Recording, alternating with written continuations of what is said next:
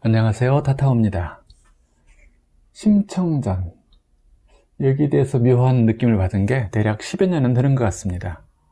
당시 블로그였던가 그 느낌을 기록한 적이 있는데 최근에 어느 책에 보니 저와 비슷한 촉을 느끼신 분이 계시더라고요. 깜짝 놀랐습니다. 그런데 아마 이런 지식들은 파동으로 공유가 되는 것 같아요. 그래서 오늘 까먹기 전에 그 포인트들을 다시 정리해 보려 합니다. 아무 고정관념 없이 심청 스토리를 한번 돌아봅니다. 여러분은 처음 맞이하시는 우리 고전이 되실 거예요. 숨 한번 깊이 쉬어보겠습니다. 당신의 가슴을 갈비뼈를 놓아주고 깊은 숨을 쉴 때는 갈비뼈가 해방되어야 됩니다. 그리고 하단전이 놓아지고, 자, 첫 등장인물은 신봉사입니다. 왜 하필이면 그 많은 성씨 중에 심씨일까요? 작가가 일부러 그런 세팅을 하지는 않았을 수도 있어요. 하지만 무의식 중에 그런 선택을 하고 있는 경우가 많습니다. 심은 마음심이며 가라앉을 심이며 찾을 심입니다. 또 깊을 심이기도 하죠.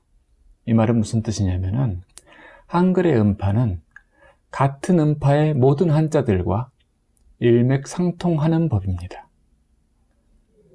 신봉사는 마음의 눈을 뜨지 못한 맹인이기도 한 것이며 의식이 가라앉아 있고 또 그 본체를 찾아보지 못한 사람이다 라는 뜻입니다. 이렇게 시작합니다. 이 스토리 속에는 여러 캐릭터가 등장합니다만 속으시면 안 됩니다. 그 모두가 사실은 한 존재입니다. 누구일까요? 바로 우리 각각입니다. 나이며 당신이죠.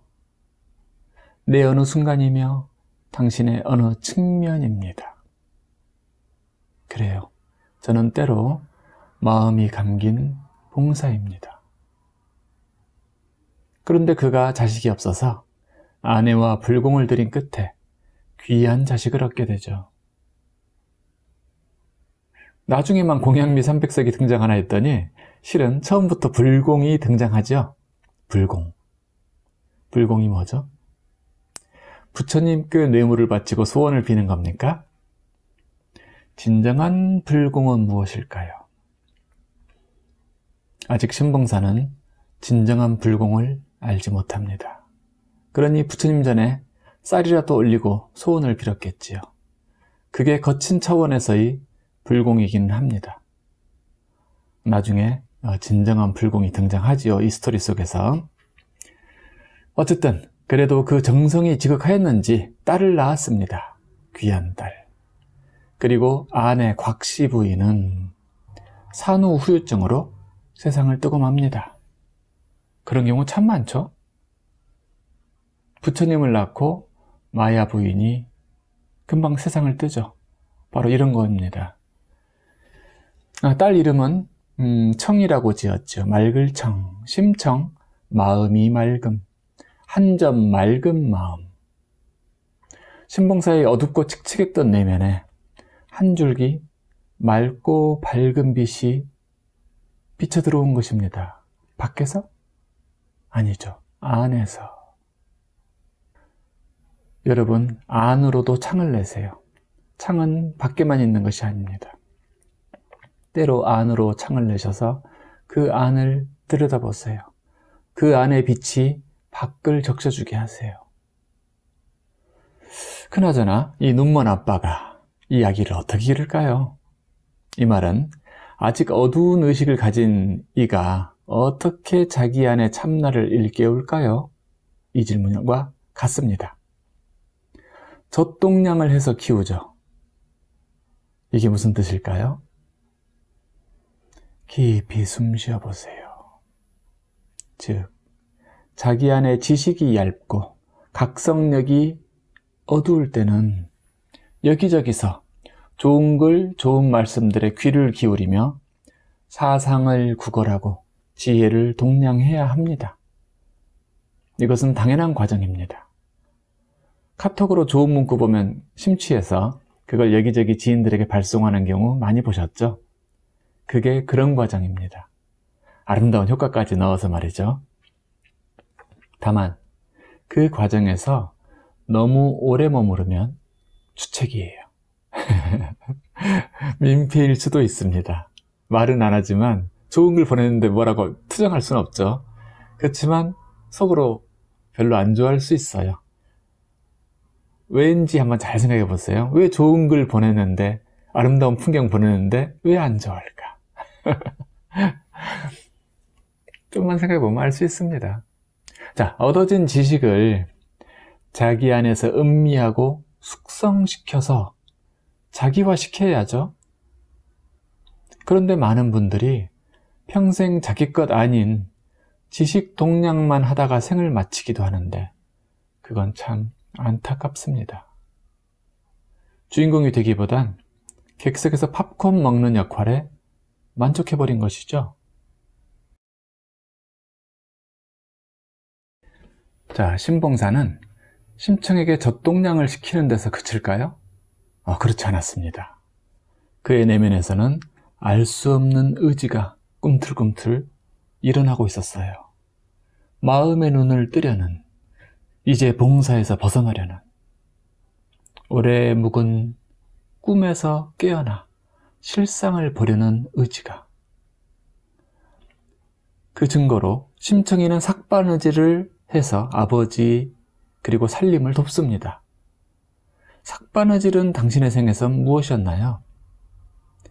편의점 알바였나요? 주유소 주유 서비스였나요? 역시 누구나 그 과정을 거칩니다. 다만 여기서도 평생 머물러서는 안 되겠죠. 당신은 그 이상의 존재이니까요. 신봉사가 공양미 300석 있으면 눈을 뜰 수 있다던데 라고 푸념을 하죠. 이게 실은 다른 사람에게 심청이라고는 하지만 다른 사람에게 하는 게 아닙니다. 자기 자신 속의 대화입니다. 100일 기도를 하면 깨달음이 얻어진다던데 이런 거와 비슷한 것이죠. 무문관에 들어가 수행하면 도통을 한다던데, 선행을 온팡 쌓으면 천상세계가 예약된다던데, 어느 종교단체에서 한 10년 봉사하면 교주가 임동맥을 다 시원하게 열어준다던데 등등 여러 가지 진화와 상승의 비전들이 있죠. 당신도 그런 당근을 쥐고 계시지 않습니까? 각자의 입맛과 취향에 맞는. 신봉사는 그 공양미 300석을 내겠노라고 어느 스님한테 덥석 약속을 해버렸습니다. 많은 사람들은 이거를 속없는 아빠라고 비난할 수도 있는데 그것은 이 스토리의 핵심을 모르는 얘기죠. 이건 한 사람의 이야기라고 했잖아요. 나이스 샷입니다. 약속한 것이. 이런 걸 보고 엄두를 냈다 라고 표현합니다. 엄두를 냈다. 어려운데 말도 안 될 것 같은데 지금 처지에. 하지만 엄두 내보셨나요? 정주영 회장 말하듯이 하긴 해봤어? 바로 이겁니다. 그게 엄두예요. 여러분이 엄두를 내기 전엔 아무 일도 일어나지 않습니다. 원하긴 하는데 언젠가는 이런 식으로 척척 일이 다가와 주진 않습니다. 아시죠? 될지 안 될지 모르지만 가장 중요한 것은 지금 선택하고 엄두를 내는 것입니다. 하늘은 나중을 기약하는 어음 같은 거 좋아하지 않습니다. 시간을 아는 것은 인간의 특징일 뿐이지 하늘은 시간 따위 몰라요. 지금 여기일 뿐입니다. 동시성이죠. 자, 여기서 신봉사의 멋진 점이 나왔죠. 가능할지 않을지 재보지도 않고 열망을 낸 것입니다. 그러자 일이 진행되기 시작해요. 심청이 전면으로 나서죠. 그 일을 해내기로 한 것입니다. 어려운 일이 아니었다면 신봉사가 알아서 또 꽁냥꽁냥 하겠죠. 그런데 이 일은 어렵잖아요. 큰 일이잖아요. 거의 불가능해 보이는 산을 옮기는 것과 같은, 그렇기 때문에 내면에 거인이 일어나서 주인공이 되기로 한 것입니다. 청이는 아버지에게 그걸 노출하지도 않죠. 남경 상인들과 약속을 통해 비밀리에 이 일을 진행합니다. 이것도 의미가 있죠. 우리가 큰 일을 도모할 때면 자질구레한 의심과 걱정에 이 일을 노출시키지 않는 게 중요합니다. 신봉사의 의식은 당연히 걱정과 피해의식과 두려움과 죄책감이 주 테마였겠죠. 그러니 신봉사죠. 그런 것과 밀당을 하거나 타협을 해서는 안 되는 겁니다. 특히 초기에는 그러면 안 돼요. 이 일을 알게 된 장승상댁 사모님이, 심청을 이뻐하는 그 부잣집 사모님이 청이를 이뻐하니까 그 300성 내가 내줄게, 너 이상한 생각하지 말아라 라고 하지만 청이는 멋지게 거절하죠. 왜냐? 약속을 했으니까. 지켜야 되니까. 하기로 했으면 그걸 지키는 것이 주인공다운 면모입니다. 그것이 수행이었든 백일정성이든 또는 무슨 공부였든 장원급제든 여러분이 원하는 도전하려는 무엇이든 마찬가지입니다. 하기로 했으면 해야 되죠. 아마 사모님의 300석을 받았다면, 즉 남에게 의지만 해서 이 일을 이루려고 했다면 어떻게 됐을 것인가? 신봉사가 눈을 떴을까요? 떴을지 모르지만 아주 조금 떴을 겁니다. 뒤늦게 조금 떴을 거예요. 그게 차이가 있습니다. 내가 이룬 것과 남의 도움으로 이룬 것의 차이는. 대신 해줄 수 있는 일이 있고 없는 일이 있는 법입니다. 존재 상승의 일만큼은 결코 누가 대신해주지 못합니다. 도울 수는 있어요. 결국 청이는 인당수에 몸을 던집니다. 임당수라고도 하고 인당수라고도 하는 여긴 어디일까요? 그런 지명은 엄밀히 말하면 소설 속의 가상의 공간입니다. 저 밖에 있는 어디가 아니에요. 같은 이름이 있을 수는 있겠지만 거기를 말하는 게 아닙니다. 두 눈 사이에 인당혈이라는 곳이 있어요. 눈썹과 눈썹 사이 말하는 겁니다. 그리고 약간 그 위라고도 해도 돼요. 인당. 또는 그 눈썹 사이는 미심이라고 해요. 미심과 약간 그 언저리에 인당. 이 자리를 흔히 제3의 눈이라고도 하는데 대충 할 곳이 아닙니다. 이 안쪽에 뭐가 있느냐. 여긴 하나의 모든 혈이라는 것은 입구고 문이거든요. 문에 속지 마세요. 그 안에 무엇이 있는지가 중요합니다. 그 안쪽은 뇌수가 있죠. 뇌수. 뇌를 구성하고 있는 바다. 골수 숫자이지만 물 숫자와 같은 통하는 겁니다. 그게 바로 인당수예요. 이 자리로 의식을 모은 존재, 이것이 바로 인당수에 몸을 던진 심청입니다. 의식을 모은 존재는 죽고 말까요? 그럴 리가 없습니다. 이제 존재는 놀라운 세계와 마주하게 됩니다. 물론 하나는 죽었을 수 있죠. 내 낡고 오래된 경직된 습관은 죽어요. 그 바다에 몸을 던지는 순간 내 에고 아상은 죽을 수 있습니다. 에고를 던진 존재는 비로소 참나를 마주할 기회를 맞이하죠. 양자적 도약을 맞이하게 되는 것입니다. 청이는 어디에 이르죠? 용궁이죠. 용궁은 어디이며 무엇일까요? 거기에서 만난 용왕은 또 무엇이죠?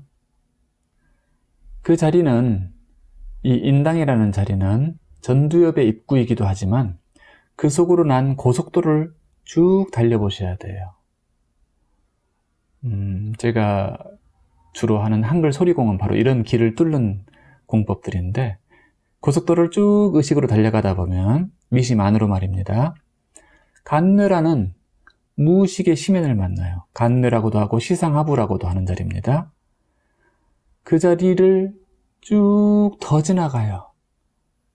지나가 보세요. 지금 깊이 숨 쉬면서 제 리딩을 따라와 보세요. 인당에서 쭉 의식을 들어가세요. 그 뒤로 전두엽을 지나 간뇌의 중심부에는 시상하부 그리고 중뇌라는 곳이 있습니다. 시각과 청각을 주체하는 자리, 그 중뇌에서 머물지 않고 더 지나갑니다. 중뇌를 지나가는 순간 여러분은 아득한 무의식의 맛을 살짝 보고 지나가셔도 좋습니다. 표면의식이 잠든 상태에 무의식은 깨어납니다. 자, 인당수에 몸을 던졌다는 것 자체가 표면의식을 잠깐 내려놓는 것입니다.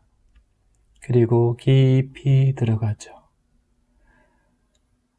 베타파에서, 즉 고베타파에서 저베타파로, 거기서 알파파로, 거기서 세타파로. 이 중뇌, 시상하부, 간뇌의 자리는 세타파의 영역입니다. 노는물이 달라요. 알파파인 상태만 해도 여기에 들어올 수 없습니다. 베타파는 근접도 못하죠. 여기는 왕궁입니다.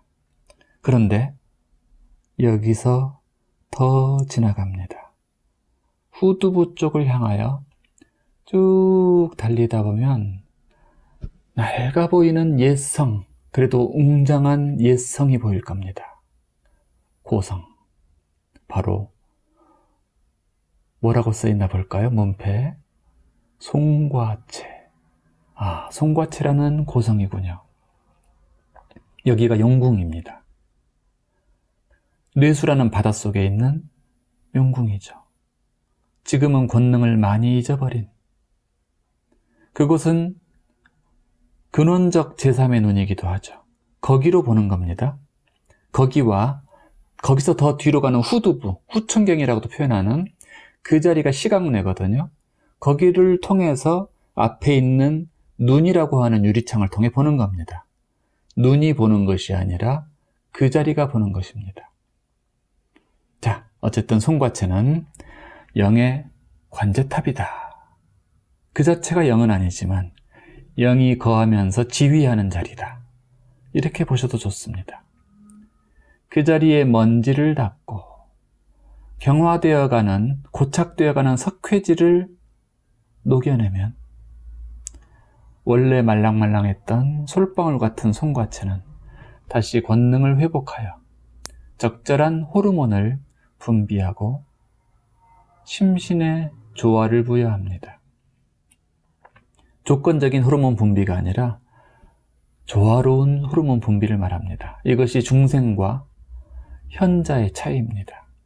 중생은 바깥 조건이 구비되어야만 호르몬을 분비해요.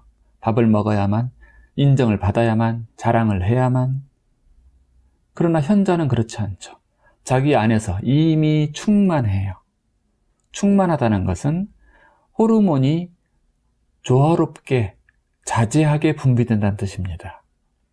외부 조건에 부여되지 않고도 그것이 충만함이고, 외부 조건에만 이 반응해서 좋아지는 상태를 충족하다고 그래요. 충족감.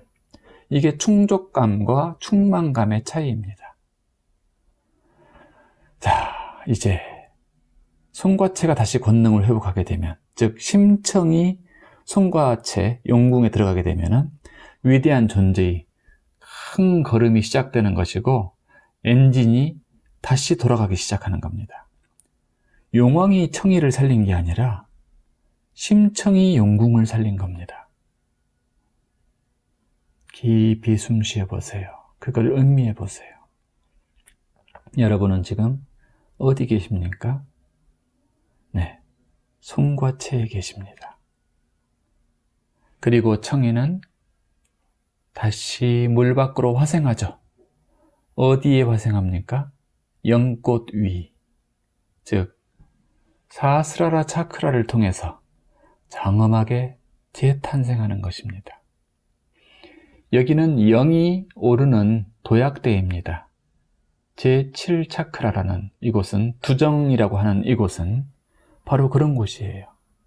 이 길을 살아생전에 육체를 입고 있는 동안에 이 길 역시 내놔야 되는 길입니다. 그래야 이 몸을 벗는 날 그쪽을 향해서 순탄하게 영이 빠져나가요.